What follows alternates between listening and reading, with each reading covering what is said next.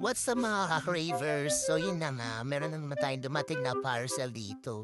So yun na nga, kakagising ko lang, may dumating na rider na kumakatok sa bahay. Ayaw ibigay kina mama yung ginising pa talaga nila ako para ko yung mag-receive.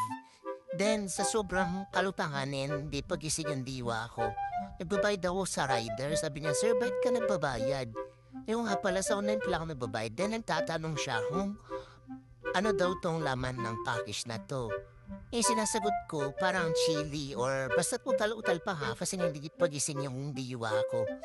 So yun na nga, binuksan ko na and dumating na pala yung chicken pastel natin ng Awaken Crave, you know? Yan yung spicy flavor. Halos spicy yung nabubunot ko. Then, misa dito na wala siyang label. Ay, sana all walang label. Ayan, yan yung original natin. So ito yung favorites ng ating supplier.